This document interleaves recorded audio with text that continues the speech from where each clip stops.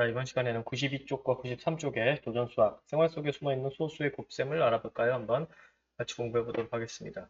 이제 우리가 그 신문 기사 같은 데를 보면은 통계가 많이 나오죠. 뭐 몇 명인지, 뭐 몇 퍼센트인지, 뭐 이런 통계들이 많이 나오는데, 이 소수의 곱셈이 활용되는 통계도 꽤 많이 있습니다.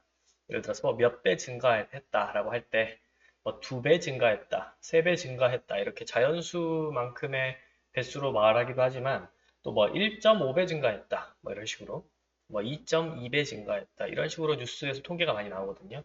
그래서 그런 것에서도 이제 이 소수의 곱셈이 어떻게 활용되는지를 실제 기사를 한번 통해서 알아보고 또 여러분도 한번 찾아서 조사해 보도록 하겠습니다.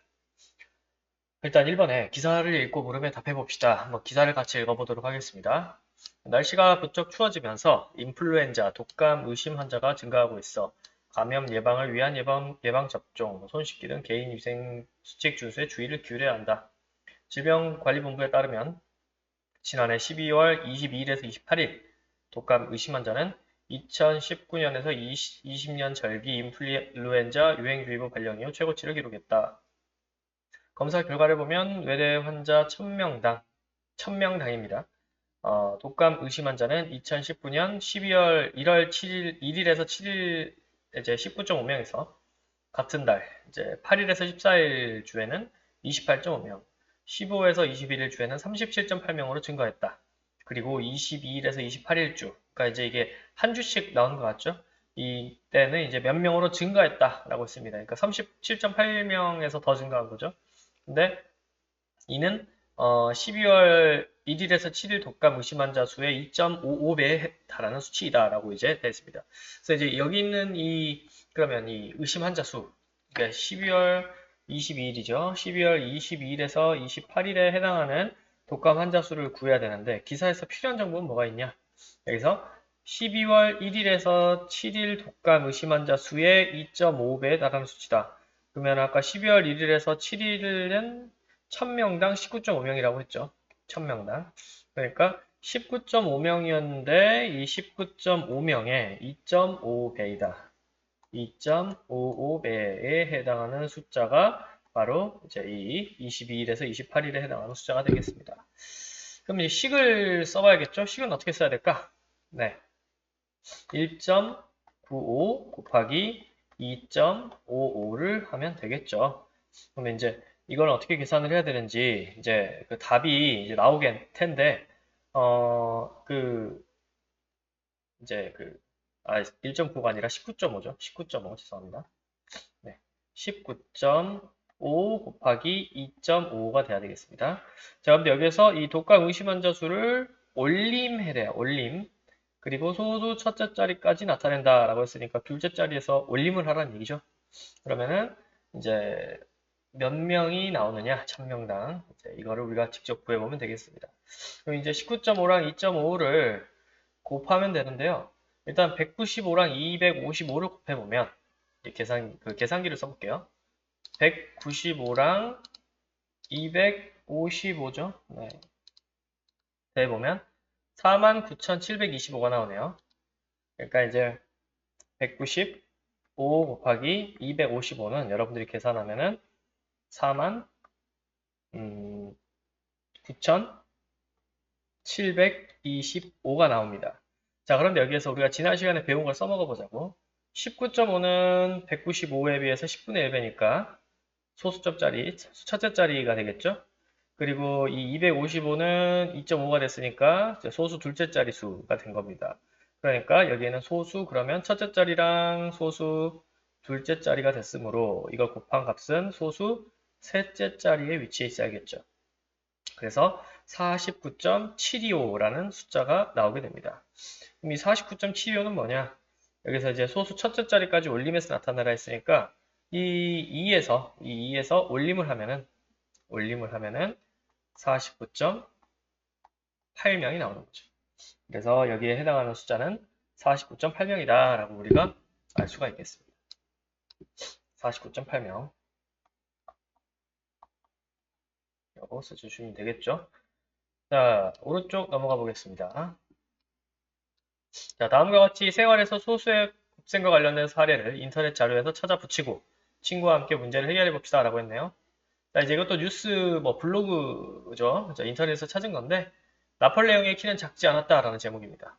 나폴레옹은 이제 그 프랑스의 그 이제 황제까지 올랐던 이제 유명한 인물이죠. 그런데 이 나폴레옹이 이제 그 키가 아주 작은 사람으로 이렇게 역사에서 기억되고 있는데 이게 이 영국인들이 이 영국 단위를 적용해 5피트 2인치를 이제 2인치로 생각을 했다는 거죠. 그래서 이제 이게 세계에서 157이면은 사실 뭐 지금 뭐 초등학교 한 6학년에서 중학교 1학년 사이의 키거든요. 이제 학생들. 근데 이게 실제로 157이 아니고 이 프랑스에서는 이 5P의 2푸스 그러니까 이제 5P의 2푸스는 영국 단위로 5피트 6인치 즉 여기서 4인치 차이가 나는 거죠. 그래서 실제로는 한 167 정도는 됐다. 그럼 뭐 지금 기준으로 그렇게 큰 키는 아니지만 옛날 사람 기준으로는 또 작은 키도 아니에요. 그래서 이 1푸스 즉 2.69cm는 1인치 2.54cm의 약 1.06배이기 때문이다. 그러니까 이게 뭐 0.1cm 차이니까 뭐 크지 않냐고 하지만 이게 이제 단위가 이렇게 커질수록 10cm로 벌어져 버렸잖아요. 그래서 이제 우리가 알고 있던 것보다 더 크다는 것을 알 수 있다. 그래서 이제 이런 기사를 찾은 거죠. 그래서 1.06배, 1.06배의 차이가 이렇게 키가 10cm나 차이가 나는 이런 차이가 되었습니다. 그래서 이제 여러분들도 이제 한번 이제 인터넷에서 그 뉴스 같은 걸 한번 찾아보는 거예요. 네, 찾은 사례에서 곱배 결과값을 가리고 친구들에게 어림하여 값을 구하게 해보세요 라고 돼 있죠. 그러니까 이제 여러분들이 그러면 일단 그 뉴스 기사 같은 걸 찾아야 될 거예요. 어떤 기사가 있느냐. 일단 검색을 해봤는데 선생님도 자, 예를 들어서 이제 그 선생님이 인터넷에서 찾아본 그 좀 기사는 옛날 기사긴 한데 디스크 환자, 이제 허리가 아픈 거죠. 그 환자가 10만 명당 환자 수가 3,849명에서 4,496명으로 1.17배 증가했다라고 했죠. 1.17배. 그러면 이제 뭐 반올림하면 한 1.2배 정도라고 볼 수도 있겠네요. 1.2배. 근데 여기에서 그러면 이 기사에서 따르면 3,849에서 1.17을 곱하면 뭐 약 4,496이 나올 수도 있고 아니면 그 비슷한 값이 나오겠죠? 한번 실제로 계산해 볼까요? 자, 자, 3,849 곱하기 1.17을 했더니 결과값은 4,503. 그 4,496이랑 뭐 한 7명 차이가 나는데 이 정도면은 뭐 그렇게 크게 차이는 안 납니다. 그러니까 이게 이제 1.17도 어떻게 보면은 어림한 값이라고 봐야 되겠죠? 어쨌든 크게 차이는 안 나니까 뭐 그냥 그렇게 뭐 문제 없이 기사에서 쓸 수 있을 것 같습니다.